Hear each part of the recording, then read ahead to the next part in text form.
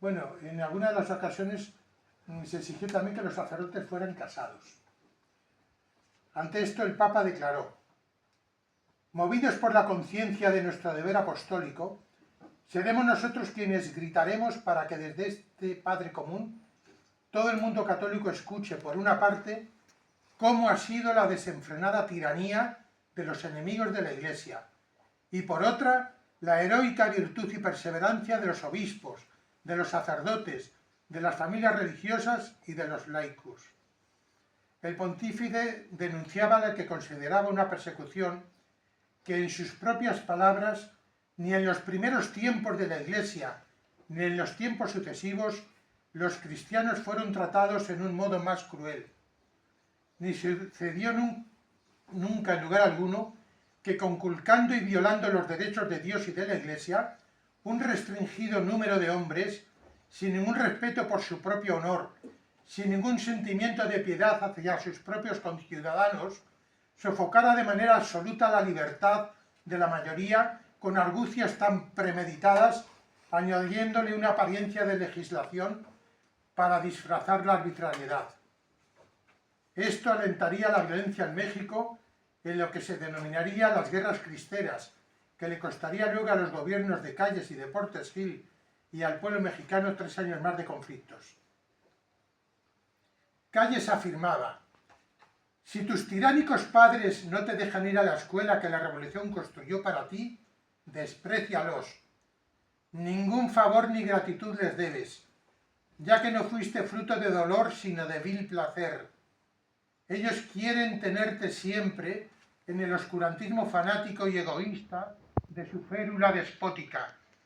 Quieren que sigas siendo esclavo abyecto de sus estúpidos caprichos, como ellos lo fueron de sus retrógrados antecesores. ¡Ódialos! La lucha se inició hace 20 siglos. De suerte, pues, que hay que espantarse. Lo que debemos hacer es estar en nuestro nuevo puesto. No caer en el vicio en que cayeron los gobiernos anteriores, de tolerancia tras tolerancia y contemplación tras contemplación, los que empujan la simulación absoluta de nuestra situación. Lo que hay que hacer, pues, es estar vigilantes. Los gobernantes y los funcionarios públicos, celosos de cumplir la ley, mientras estés en el gobierno, ante la masonería yo protesto que se dé celoso de que las leyes de México, las leyes constitucionales que garantizan plenamente la conciencia libre, pero que someten a los ministros de las religiones a un régimen determinado, yo protesto, digo, ante la masonería, que mientras yo esté en el gobierno se cumplirán justamente con la legislación. Eso pensaba por el Papa 1929, ante los crímenes de la masonería, tras la firma de los arreglos que pusieron fin a la Revolución. Los arreglos se pusieron bajo la obligación del jefe católico, pero los cristeros fueron perseguidos y asesinados por todas partes, muriendo muy algunos bastados en Perú. Esta persecución duró decenios, durante las zonas de Coronel Frigo, Partido Revolucionario Institucional, prácticamente hasta el año 2000, que se venció Vicente Fox ante el Partido de Acción Nacional. Ahora parece que volvemos a las andadas con los gobiernos nacionalistas y violentos, e incluso España comienza a ser mejor protesta que la democracia española. Este problema de los arreglos es una de las cosas extrañas y de las cosas que parecen peligros de que casi todos los antiguos la paz contemporánea no se pudiera, porque alienando dentro de sí. No, mira, no podéis dejar jugar yanquis, comunistas,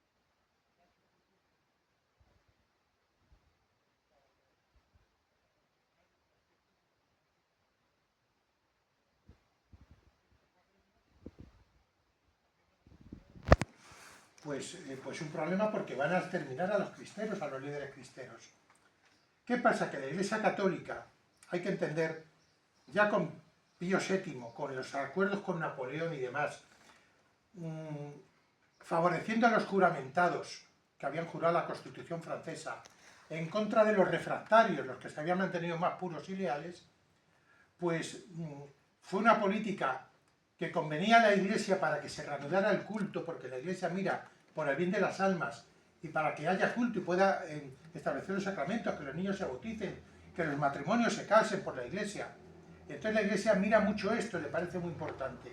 Y en esta clave hay que entender ciertos acuerdos que dices, bueno, ¿cómo te has podido entender con los enemigos de la Iglesia? Esto pasó con el Pío VII, con el Rey Alemán, pasó con los arreglos de México, o lo extiendo yo también al acuerdo con la China comunista del Papa Francisco. Es decir, ¿cómo es posible? Pues mira, porque la Iglesia busca sobre todo la libertad para el culto. Vamos a ver ahora lo siguiente, que es el fascismo. Le toca prácticamente en el mismo año que llega al poder el ascenso del fascismo al poder. Llega el fascismo y bueno, pues lo que va a suponer, no lo encuentro ahora, pero lo digo de palabra, así seré más corto. La Iglesia se entiende con el fascismo y llega a los acuerdos de Letrán, que restablecen los estados pontificios de una manera mínima, el Estado Vaticano, pero que supone que el Papa no tiene que ser súbdito de ningún gobernante extranjero, de otro país. Es decir, supone una importancia importante para la independencia de la Iglesia con respecto a los poderes mundanos. Además, el Estado fascista, el Estado italiano, va a ser confesionalmente católico, con la Iglesia católica como una religión reconocida y aceptada. Las otras toleradas como el matrimonio canónico como de aborto y esas cosas, en todas las unidades del ejército y en el movimiento fascista, capellanes, católicos, todas partes. Pero existe un conflicto porque el gobierno, con cierto ímpetu totalitario, quiere que la acción católica se integre en el partido fascista, sobre todo los jóvenes, que la solución de acción católica desaparezca de la resuelva. Aquí es donde el Papa sale al paso y hace una encíclica llamada Non Habíamos Bisogno, donde expresamente dice que no condenan ni al régimen ni al partido, pero que esa propensión a meterse dentro de la Iglesia y a disolver las organizaciones de la propia Iglesia, porque es algo totalitario que es inaceptable. Bueno, pues algo parecido también llegó a pasar en España en los años 40 con la Acción Católica y la Falange. Había quien decía que la Acción Católica se tenía que meter en Falange. Y uno de los que lo propugnaban, por cierto, era el luego cardenal Vicente Enrique de Alarcón. Bueno, pues esto es. Vamos a la directísima novis, queridísima nuestra, España. Cuando se proclama la República y empiezan a suceder las cosas que sucedieron, el Papa Pío XI publica una carta dirigida, entre otros, a nuestros amados hijos el cardenal Francisco Vidal Ibarra, que era arzobispo de Tarragona, el cardenal Eustaquio Ilundain y Esteban, arzobispo de Sevilla, y a los otros venerables hermanos arzobispos de todo el pueblo de España. ¿Y por qué no hay arzobispo de Toledo? Otro ordenado más. Pues porque había sido expulsado de España por la República, igual que el Muncho de España, habían sido expulsados a los demócratas de la Segunda República. Vamos a leer algo de la directísima, queridísima España, queridísima. Siempre nos fue sumamente cara la noble nación española por sus insignes méritos para con la fe católica y la civilización cristiana, por la tradicional y ardentísima devoción a esta santa serie apostólica y por sus grandes instituciones y obras de apostolado, pues ha sido madre fecunda de santos, de misioneros y de fundadores de ínfimas órdenes religiosas, gloria y sostén de la Iglesia de Dios. Y precisamente porque la gloria de España está tan íntimamente unida con la religión católica, nos sentimos doblemente apenados al presenciar las deplorables tentativas que de un tiempo a esta parte se están reiterando para arrancar a esta nación a nos tan querida con la fe tradicional los más bellos títulos de nacional grandeza. No hemos dejado de hacer presente con frecuencia a los actuales gobernantes de España, según nos dictaba nuestro paternal corazón, cuán falso era el camino que seguían, y de recordarles que no es hiriendo el alma del pueblo en sus más profundos y caros sentimientos como se consigue aquella concordia de los espíritus que es indispensable para la prosperidad de una nación. Lo hemos hecho por medio de nuestro representante, cada vez que amenazaba el peligro de alguna nueva ley o medida lesiva de los sacrosantos derechos de Dios y de las almas. Ni hemos dejado de hacer llegar, aun públicamente, nuestra palabra paternal a los queridos hijos del clero y pueblo de España, para que supiesen que nuestro corazón estaba más cerca de ellos en los momentos de dolor. Mas ahora no podemos menos de levantar de nuevo nuestra voz contra la ley recientemente aprobada referente a las confesiones y congregaciones religiosas, ya que ésta constituye una nueva y más grave ofensa, no sólo a la religión y a la Iglesia, sino también a los decantados principios de libertad civil, sobre los cuales declara basarse el nuevo régimen español. Ni se crea que nuestra palabra está inspirada en sentimientos de aversión contra la nueva forma de gobierno o contra otras innovaciones puramente políticas que recientemente han tenido lugar en España. Pues todos saben que la Iglesia Católica, no estando bajo ningún respecto ligada a una forma de gobierno más que a otra, con tal que queden a salvo los derechos de Dios y de la conciencia cristiana, no encuentra dificultad en avenirse con las diversas instituciones civiles, sean monárquicas o republicanas, aristocráticas o democráticas.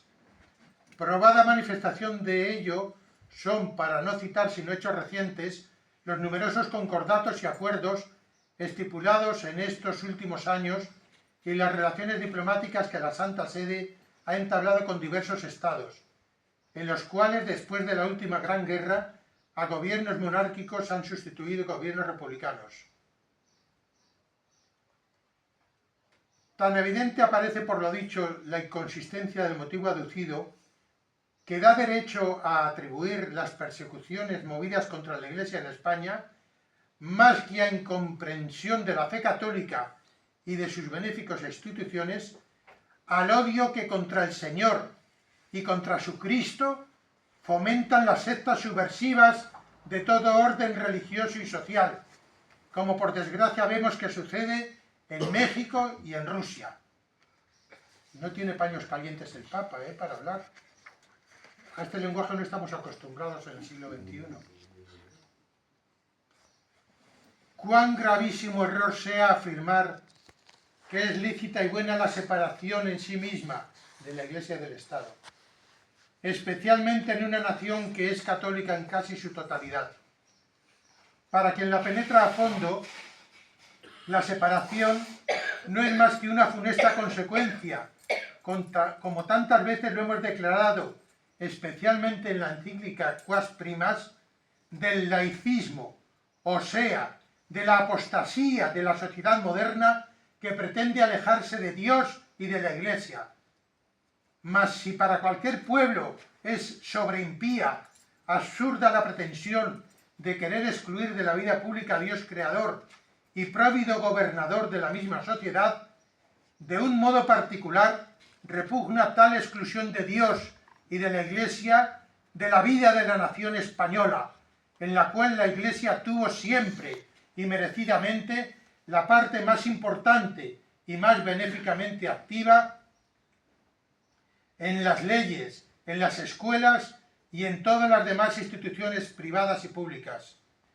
Pues si tal atentado redunda en daño irreparable de la conciencia cristiana del país, especialmente de la juventud a la que se quiere educar sin religión, y de la familia profanada en sus más sagrados principios, no menor es el daño que recae sobre la misma autoridad civil, la cual, perdido el apoyo que la recomienda y la sostiene en la conciencia de los pueblos, es decir, faltando la persuasión de ser divinos su origen, su dependencia y su sanción, llega a perder junto con su más grande fuerza de obligación, el más alto título de acatamiento y respeto.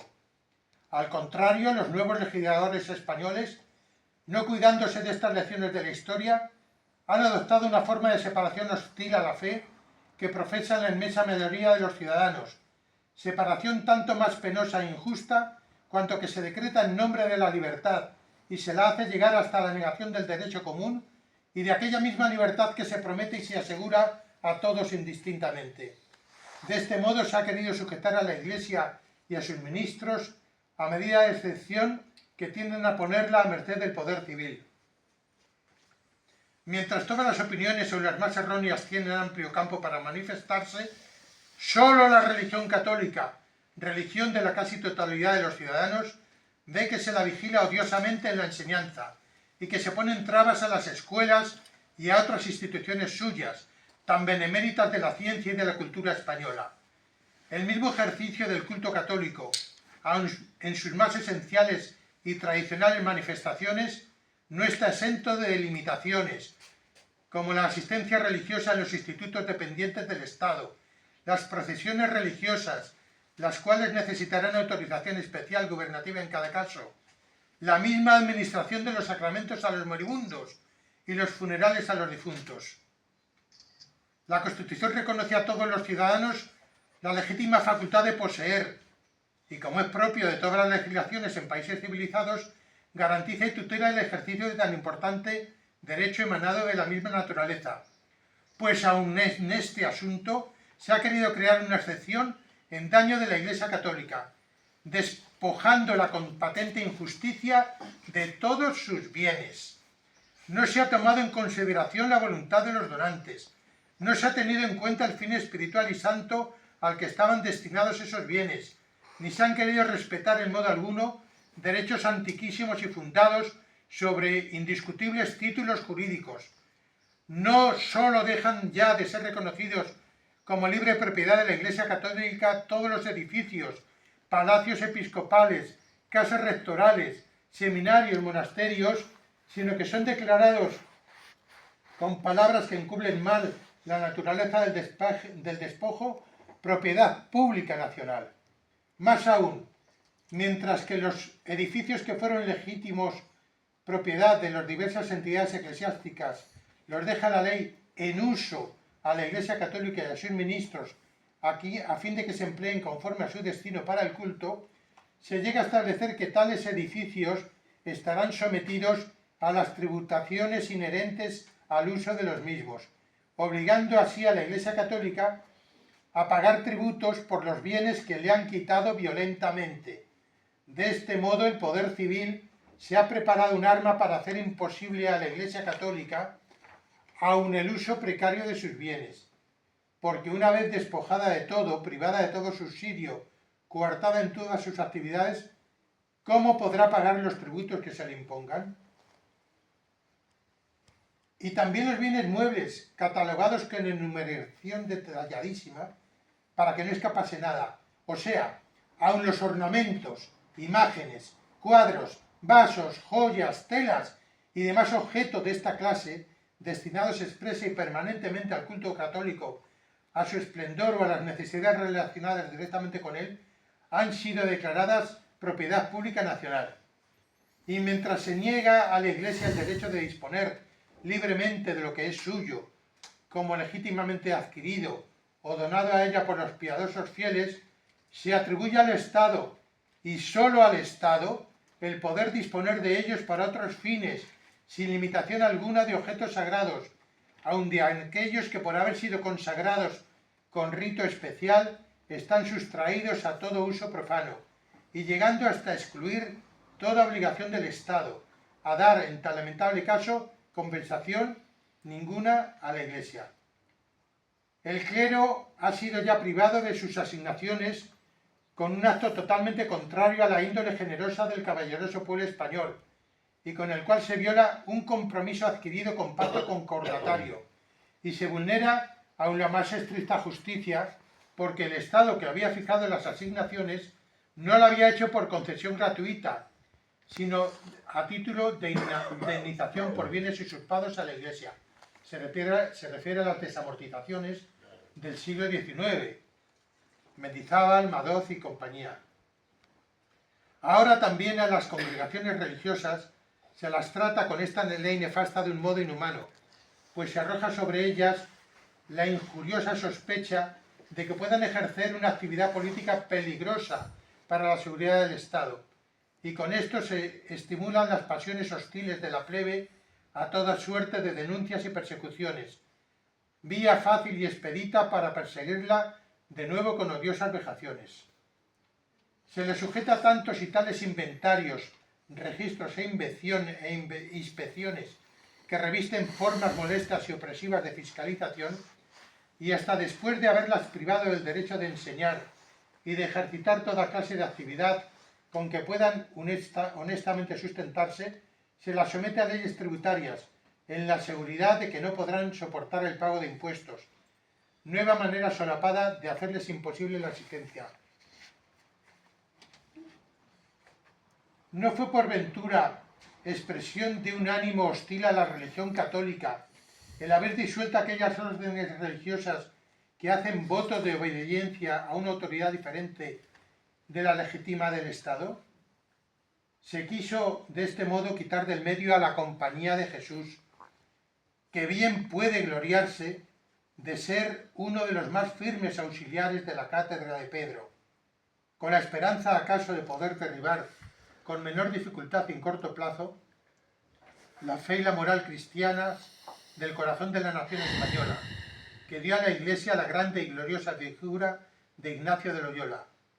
Pero con esto se quiso herir de lleno, como lo declaramos ya en otra ocasión públicamente, la misma autoridad suprema de la Iglesia Católica.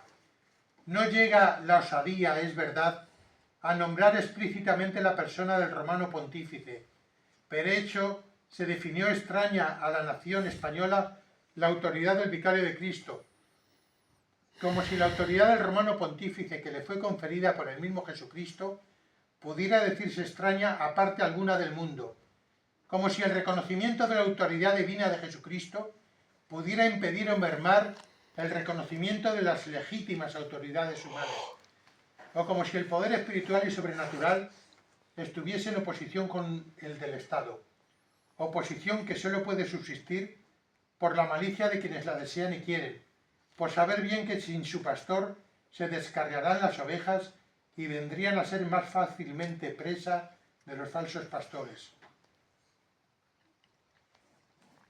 Han querido asestar otro golpe gravísimo a todas las órdenes y congregaciones religiosas, prohibiéndoles la enseñanza.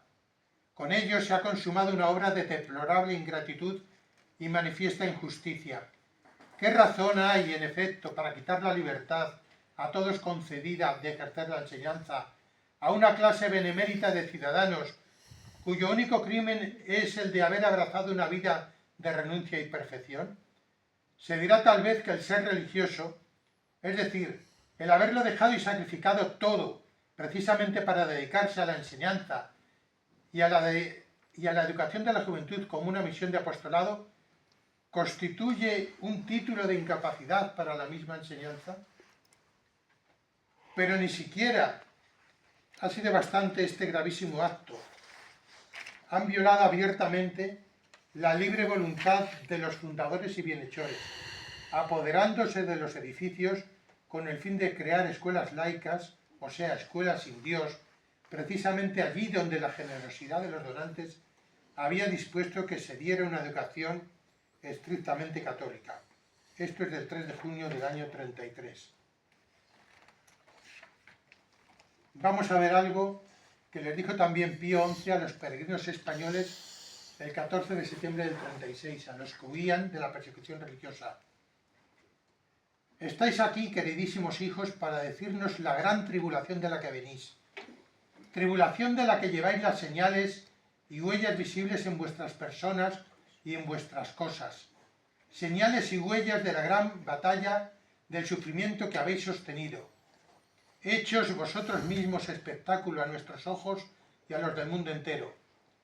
Venís a decirnos vuestro gozo por haber sido dignos, como los primeros apóstoles, de sufrir pro nomine Jesu, por el nombre de Jesús, vuestra fidelidad mientras estéis cubiertos de oprobios por el nombre de Jesús y por ser cristianos. ¿Qué diría él mismo? ¿Qué podemos decirnos en vuestra alabanza? Venerables obispos y sacerdotes, perseguidos e injuriados precisamente por ser ministros de Cristo y dispensadores de los misterios de Dios. Todo esto es un esplendor de virtudes cristianas y sacerdotales, de heroísmo y martirios, verdaderos martirios en todo el sagrado y glorioso significado de la palabra, hasta el sacrificio de las vidas más inocentes, de venerables ancianos, de juventudes primaverales, hasta la intrépida generosidad que pide un lugar en el carro para unirse a las víctimas que espera el verdugo. Palabra por palabra, los españoles seguían aquellos ecos que hallaban justa resonancia en sus almas, como si ellas, con toda la pesadumbre de unas horas espantosamente horribles, se asomaran al mundo a dar gritos de alarma angustiosos. Acusadora. El final de la educación papal fue sobrecogedor. Diríase que una satánica preparación ha vuelto a encender más viva aún en la vecina España aquella llama de odio y de ferocísima persecución manifiestamente reservada a la Iglesia y a la religión católica, como el único verdadero obstáculo para el desencadenamiento de unas fuerzas que han dado ya razón y medida de sí mismas en su conato de subversión en todos los órdenes, desde Rusia hasta China, desde México a Sudamérica. Queremos no retardar más la bendición paterna, apostólica, que habéis venido a venir al Padre común de vuestras almas, al Vicario de Cristo. Bendición que vosotros, queridísimos hijos, tanto deseáis y que también vuestro Padre desea otorgaros. Bendición que tan largamente merecéis. Y como vosotros queréis y nos queremos, hemos dispuesto que nuestra voz que bendice se extienda y llegue a todos vuestros hermanos de sufrimiento y de destierro, que desearían estar con vosotros y no pueden. Sabemos cuán grande es su dispersión. Quizás ha entrado también esto en los planes de la divina providencia para más de un provechoso fin. Esta providencia os ha querido en muchos lugares para que vosotros en tantas y tan lejanas partes, con las señales de las tristísimas cosas que han afligido a vuestra y nuestra querida España y a vosotros mismos, llevéis el testimonio personal y vivo de la heroica adhesión a la fe de vuestros mayores, que a centenares y millares, y vosotros sois del glorioso número, ha agregado confesores y mártires al ya tan glorioso martirologio de la Iglesia de España. Heroica adhesión que, lo sabemos con indecible consolación, ha dado incluso lugar a imponentes y piísimas reparaciones y a tan vasta y profundo despertar de piedad y de vida cristiana, especialmente en el pueblo español, que nos hace ver el anuncio y el principio de cosas mejores y de más serenos días para toda España. A todo este bueno y fidelísimo pueblo, a toda esta querida y nobilísima España que ha sufrido tanto, y si dirige y quiere llegar nuestra bendición, como va e irá, hasta el completo y seguro retorno de serena paz, nuestra cotidiana oración. En la explanada, bajo la atenta mirada del Papa que les impartía su bendición, los prófugos convertidos en verdaderos peregrinos no dejaban de llorar, persignarse repetidas veces y abrazarse a unos a otros. 6 meses después de aquella audiencia, cuando todavía 2 años enteros tendrían que pasar para que finalizara la guerra civil, el Papa firmaba la encíclica Divini Redentoris. La encíclica Divini Redentoris es la encíclica contra el comunismo, de la que también hay que leer algunos párrafos porque es un peligro.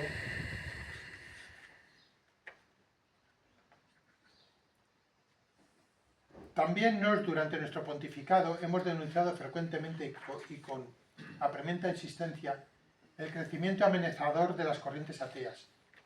Cuando en 1924 nuestra misión de socorro volvió de la Unión Soviética, nos condenamos el comunismo en una locución especial dirigida al mundo entero.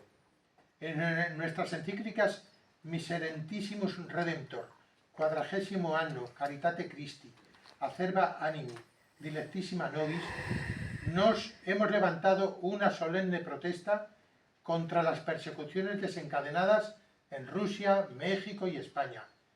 Y no se ha extinguido todavía el eco universal de las alocuciones que nos pronunciamos el año pasado con motivo de la Exposición Mundial de Prensa Católica, con audiencia a los prófugos españoles y el radiomensaje navideño. Los mismos enemigos más encarnizados de la Iglesia que desde Moscú dirigen esta lucha contra la civilización cristiana atestiguan con sus innumerables ataques de palabra y de obra que el papado también en nuestros días ha tutelado fielmente el santuario de la religión cristiana y ha llamado la atención sobre el peligro comunista con más frecuencia y de un modo más persuasivo que cualquier otra autoridad pública terrena.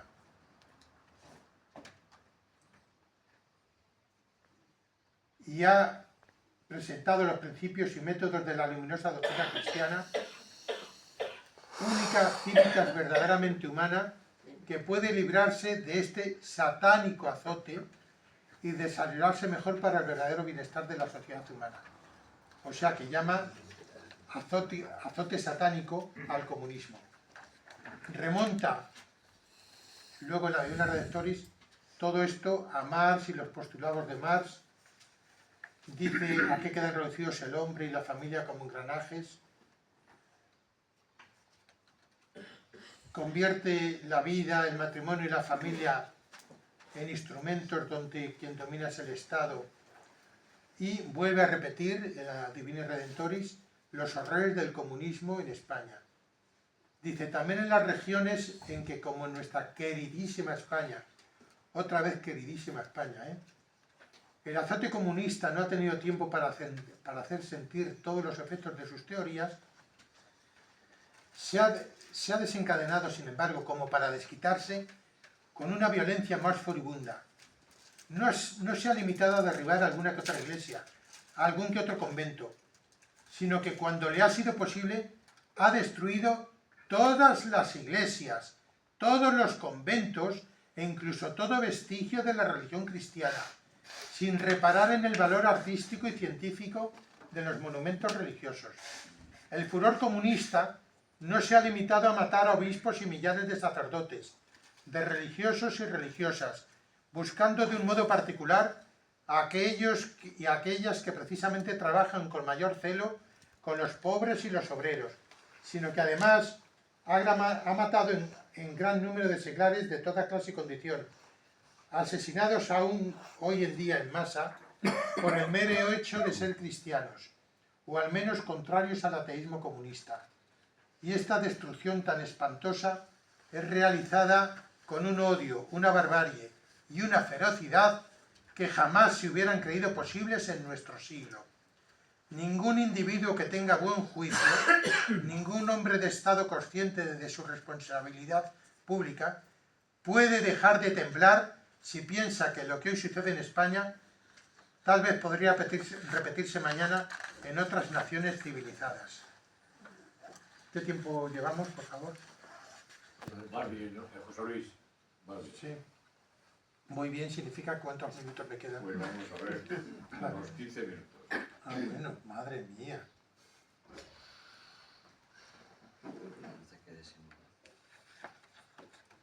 De las más primas, como ya ha hablado muy bien José Fermín, subrayo alguna cosa, lo mismo, casi lo repito.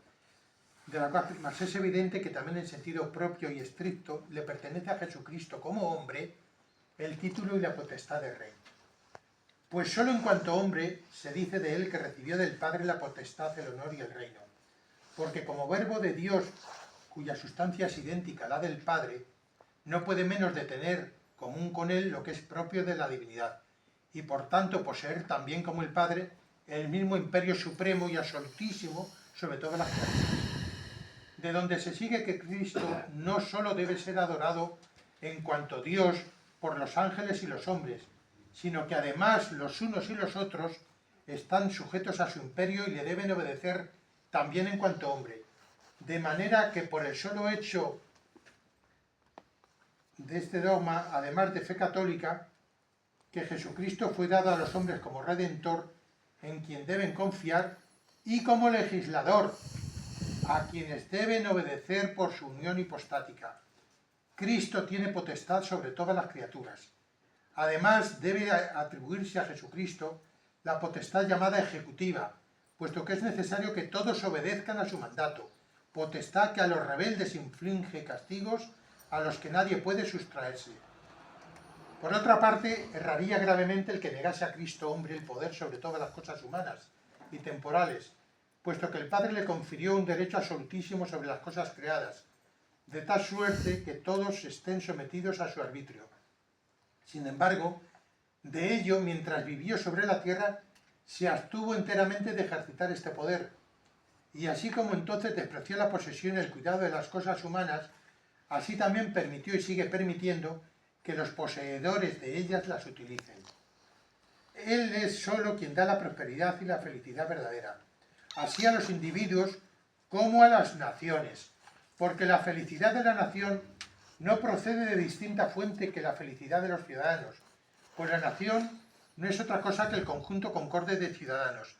No se nieguen, pues, los gobernantes de las naciones a dar por sí mismos y por el pueblo públicas muestras de veneración y de obediencia al imperio de Cristo, si quieren conservar incólume su autoridad y hacer la felicidad y fortuna de su patria.